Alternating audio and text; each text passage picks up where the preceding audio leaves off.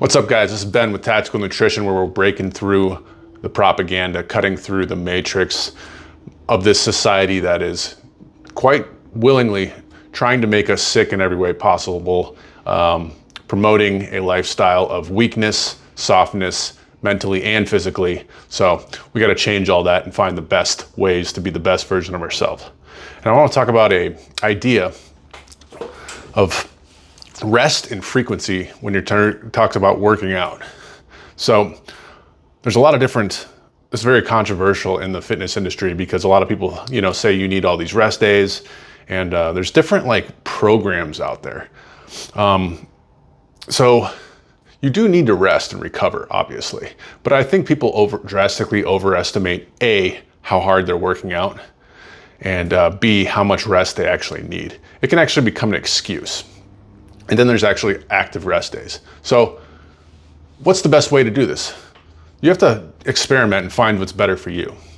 So what I've been doing recently is what happened is I kind of fell off my program for a week.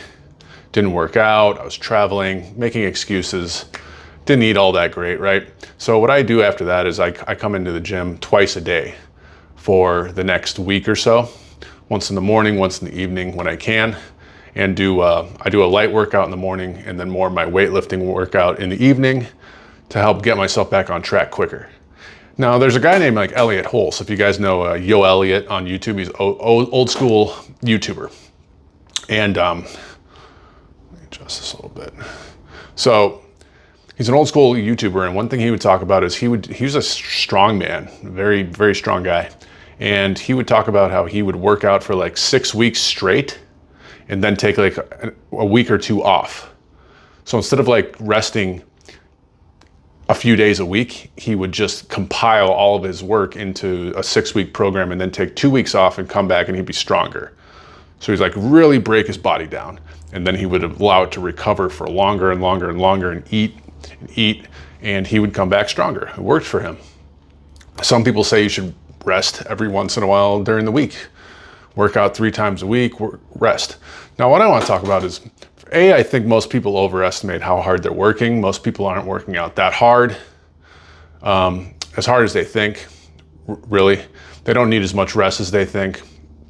And the nutrition, there's a video that I did on you're not overtraining, you're malnourished. So if your nutrition isn't on point, you can kind of get the idea that you're training too much when you're really just not eating enough and you're not sleeping properly. But what I've been doing is actually working out twice a day. Once in the morning. Now I know a lot of people, if you have kids and a lot of things, I work from home and I work on the weekends too when I travel for my physical job. So I have a bit more leeway, I get that. But I go early in the morning, and you can always wake up an hour early and just do I do my jump rope, my 100 push-ups, my 50 pull-ups, and some stretching. It only takes about an hour. And then I come back and I do my actual weight training workout in the evening when I have more energy. And that's more weightlifting. I've been eating all day, I'm feeling good. And so, rest days, you don't need as many as you think. I follow another guy on Instagram. His name is Dr. Trevor Bachmeyer, I believe. SmashweRx. He was a physical therapist and he's a doctor as well. And he works out hard every day. You would think he'd be beat up. And he is. He's 52 years old. He's doing hang cleans, pull-ups, push-ups, dips, box jumps, all types of stuff. And he does this every single day. But he's got his shit on point, with his nutrition and his recovery. And he claims that he's just more doing it to test his mind, which I think is a great point. This video is going to be shorter than usual, because there's not a whole lot to talk about, but a lot of this is psychological.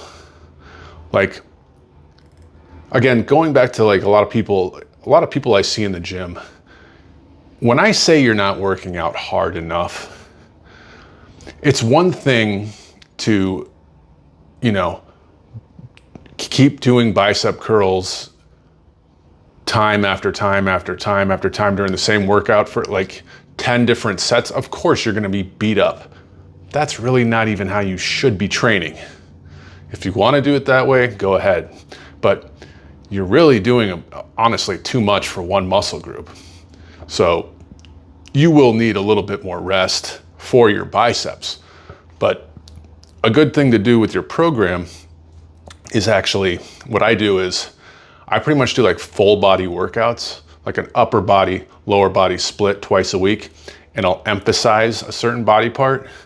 And I'm just keeping it in my mind, I've been doing this for so long that like, I'll know like, hey, there's a certain muscle group, a small muscle group that I missed. And so on the day that I'm resting, I'll come in and I'll do jump rope, I'll stretch. This is called an active rest day. That's what I want to get through to you guys in this video is you should do active rest days. There's really no days off for me physically. I mean, if I'm not working out in the gym, I'm outside doing something. And you know, if you go out for a hike and you eat properly, and like I like to play disc golf, believe it or not, and that's something about me. It's free and it's all over the place, but that's my active rest. So I'm never taking a day where I'm just like doing nothing. I try not to. And I've noticed that when I'm eating properly and things like that, like I'm putting on weight and I'm getting stronger and I'm getting leaner, which is my goal right now. Like everything's clicking right now. I need to keep it going. But when it comes to frequency, I guess frequency and rest go hand in hand. So this goes back to what I've been talking about in a lot of videos about people doing all these isolation exercises. Like, of course, going back to bicep curls, of course, if you do an entire workout that's just biceps and triceps, you're gonna be like ungodly sore the next day. And soreness is almost not an indicator of a great workout. As weird as that sounds, that's more of a sports nutrition, sports science type of take. Think of athletes. They work out every day, right? They practice every day. And like, you can't tell me that like, if you're a football player and you're out there hitting pads, running routes, lifting weights, like these are workouts, even if you're not lifting weights. I mean, these are hard workouts. If you're doing all that stuff, your coach doesn't want you to be super sore the next day, usually, especially during the off season. I'm talking about off season. During the season, you're gonna be sore as hell all the time. But because if you're super sore, you're increasing your risk of injury. Anyway, that's about sports.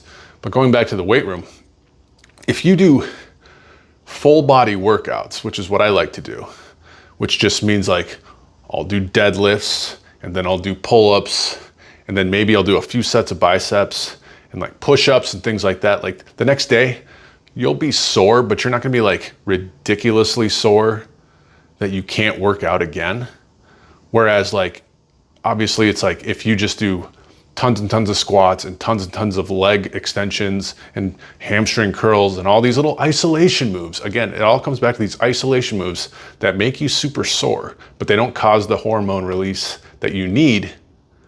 Then you're gonna have a lot of soreness and you're gonna end up with like tendonitis and things like that, cramping, tendonitis, but you're not gonna get that ultimate feel. So like that look you want. So what I'm saying, guys, is think of doing full body workouts, just meaning compound movements. It doesn't necessarily be your entire body, but I'm talking about like you can do squats and then you can do rows and then you can do push-ups. There's nothing wrong with that. You don't have to split it up into a bodybuilder split. Everyone wants to split it into a bodybuilder split. Don't have to do that. And if you want to add size, because like my goal is to help skinny guys add size. Full body workouts are the way to do that. And you can do it day after day. Eat properly, sleep properly. Don't be an idiot and go out and partying and drinking all the time. Like that's obviously not going to help, but don't think you need all these rest days. Push it mentally. And if you do need a rest day, go for a hike, go for a walk, come in, jump rope. You can do push-ups every day. There's stuff that you can do every single day. And see what it does for you. I just hope that kind of helps, guys. If you're following these really structured bodybuilding workouts where you need all this rest days and stuff like that, if it's not working for you, then you got to switch it up. But honestly, I I don't think people need as much rest as they think. And in fact, when you start out as a weightlifter at all, frequency is your best friend. The more you train a muscle, the more it gets used to it, the more it's gonna grow. Obviously, use your brain. If you start getting weaker and weaker and you feel like in that muscle group, it's time to take a little bit off. But anyway, guys, I know I rattled around in this video a lot, but kind of came up with the idea at the last minute. It just kind of hit me after my workout this morning, but that's all I got for you guys. I'll see you in the next video.